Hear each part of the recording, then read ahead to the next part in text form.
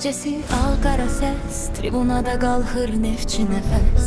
Flakman burada geri yol yox, bu sevda ürəkdə dayanmaq yox.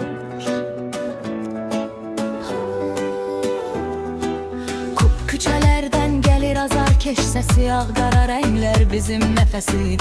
Bayraqlar qalxır göylərə tərəf, neftçi sevgisi ürəkdə şərəf.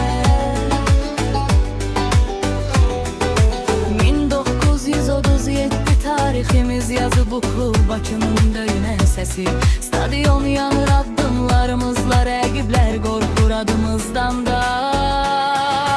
Neftçi, neftçi səslər göyə qalxır, Ağqara sevda ürəklərdə yanır. Flaqman irəli dayanmaq olmaz, neftçi üçün bu yol bitməz heç vaxt.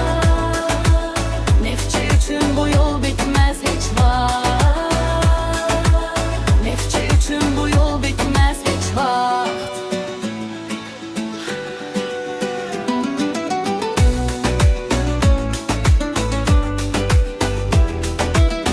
Tribuna dolu məşəllər yanır, azarkeş ordusu bir yerdə dayanır.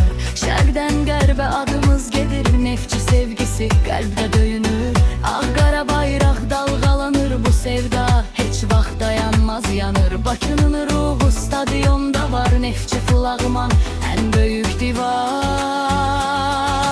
Neftçi, neftçi səslər göyə qalxır, Ağqara sevda ürəklərdə yanır.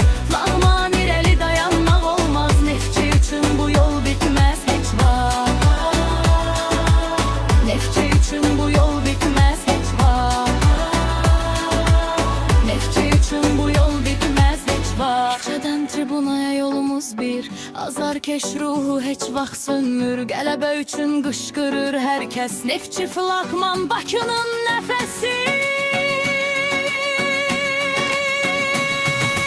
Ağqara rənglər ürəyimdə var, bu sevda əbədi heç vaxt bitməz yar. Flaqman irəli səsimiz ucalır, neftçi adı ilə dünya tanıyır. Ağqara rənglər ürəyimdə var, bu sevda əbədi heç vaxt bitməz.